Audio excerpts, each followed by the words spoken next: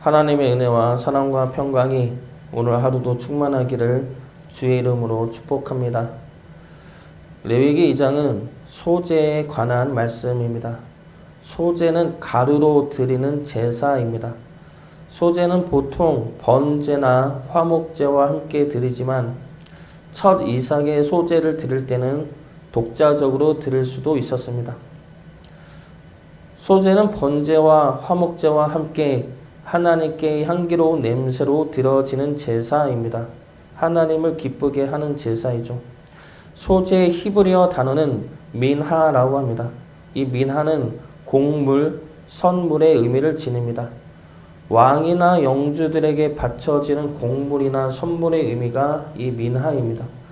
이 선물은 감사와 함께 충성과 화해의 선물입니다. 그래서 소제는 하나님께 우리가 드리는 감사의 제사입니다. 하나님의 은혜와 축복에 감사하며 하나님이 우리의 하나님 되심에 감사하며 하나님의 보호와 주권 안에 들어가길 원하는 마음으로 드려지는 것이 이 소제의 의미입니다. 이 소제에 대해 살펴보면서 우리 역시 하나님 앞에 진정으로 감사의 제사를 드릴 수 있기를 주의 이름으로 축복합니다. 먼저 소제는 기쁨과 찬양으로 드리는 제사입니다. 소제를 드릴 때는 곡식의 껍질을 벗긴 후에 고운 가루로 빻아서 가져가야 합니다. 그렇게 가져간 가루를 한 움큼을 들어 제단에 올려 화제로 드립니다. 그리고 남은 가루는 제사장들에게 드립니다. 제단 위에 올린 가루를 화제로 드릴 때 넣어야 할 것이 있습니다. 바로 기름과 유향입니다. 기름과 유향을 가루와 함께 태워 드리는 것이죠. 이 기름과 유향은 무엇을 의미합니까? 바로 우리의 기쁨과 찬양을 의미합니다. 이사야 61장 3절 말씀입니다. 무릇 시온에서 슬퍼하는 자에게 화관을 주어 그 죄를 대신하며 기쁨의 기름으로 그 슬픔을 대신하며 찬송의 옷으로 그 근심을 대신하시고 그들이 의의 나무 곧 여호와께서 심으신 그 영광을 나타낼 자라 일컬음을 받게 하려 하심이라. 잠언 27장 9절 말씀입니다. 기름과 향이 사람의 마음을 즐겁게 하나니 친구의 충성된 권고가 이와 같이 아름다우니라. 기름과 향은 보통 기쁨으로 상징이 됩니다. 그래서 소제를 바칠 때 기름과 향을 같이 태우라는 것은 기쁨으로 감사의 제사를 드리라는 것이죠. 감사의 제사를 드릴 수 있다는 것은 우리에게도 기쁨이고 하나님에게도 기쁨입니다. 기쁨으로 드린다는 것은 하나님의 은혜를 우리가 체험하고 안다는 것이고 하나님에게는 우리가 하나님의 은혜를 알고 기뻐하는 것 자체가 기쁨이 되기 때문입니다. 그런데 감사의 제사를 기쁨으로 드리는 것은 쉽지 않을 수가 있습니다. 하나님의 은혜를 경험하면 감사할 수가 있죠. 그런데 그 감사에 대한 예물을 하나님께 바치려 하면 그 제사가 기쁨으로 기꺼이 드려지기가 어려울 수도 있다는 것이죠. 기쁨은 사라지고 은혜에 대한 감사와 의무로 형식적인 제사가 되기 쉽다는 겁니다. 하나님의 은혜로 재물이 채워짐을 저는 여러 번 경험하고 있습니다. 그런데 그렇게 채워진 은혜의 헌금들이 생각지도 않게 지출이 되면 그 지출에 대하여 아까운 마음이 드는 겁니다. 하나님의 것인데 하나님의 은혜로 주어진 것들인데 그것이 하나님의 뜻에 따라 쓰여지는 것이라면 마땅히 감사하고 기뻐해야 할 일인데 왜 아까워하고 속상한 마음이 드는 것일까 생각을 해봤습니다. 그러자 내 안에 두 가지 잘못된 마음이 있음을 보게 되었습니다. 첫 번째는 이 은혜가 계속 채워질까라는 불안함이 있었다는 것이죠. 하나님이 이번에 채워주신 이 은혜가 지금 쓰면 또 당분간 없지 않을까라는 불안함이 있었다는 것입니다. 그리고 두 번째는 이 은혜가 이제는 내 것이라는 집착의 마음이죠.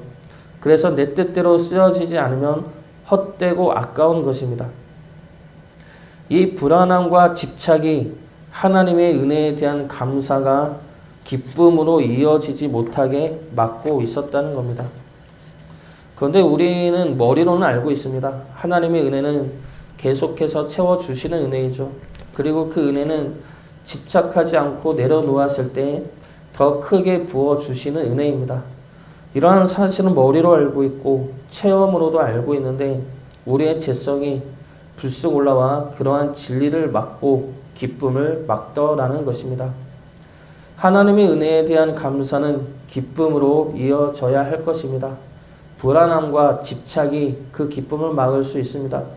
염려와 욕심이 그 기쁨을 막을 수 있습니다. 그러나 우리의 염려와 욕심과 불안과 집착을 내려놓으면 하나님에 대한 감사는 기쁨으로 이어질 수 있습니다.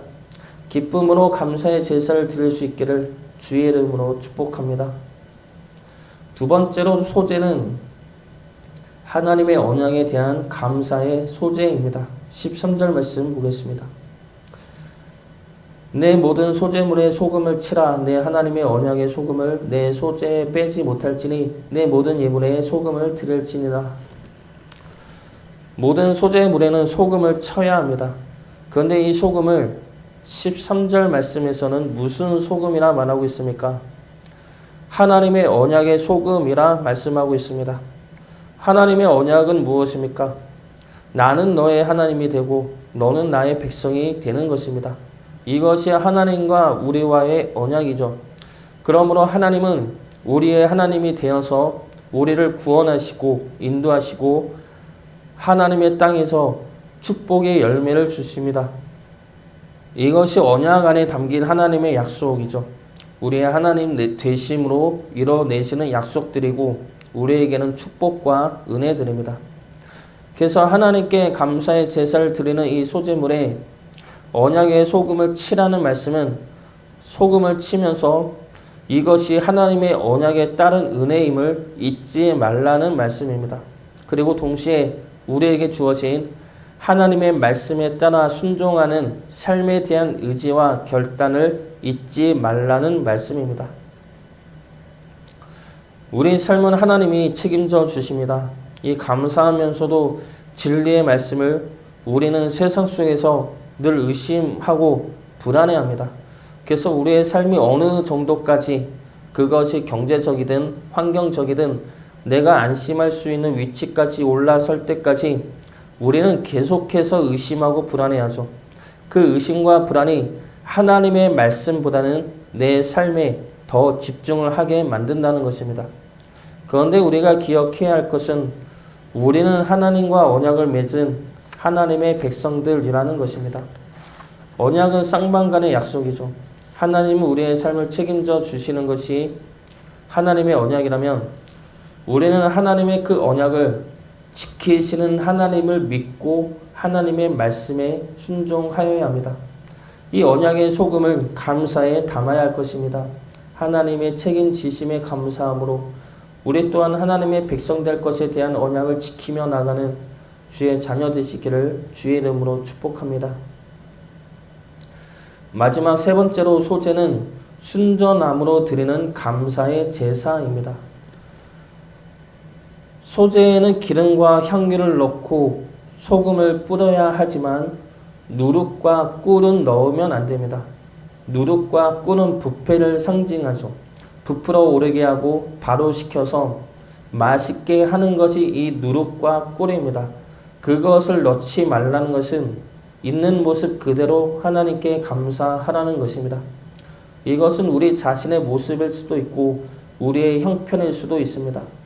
우리 자신의 모습이라면 하나님 앞에 우리를 의롭게 내세우거나 포장하거나 정결한 척 하지 말라는 겁니다.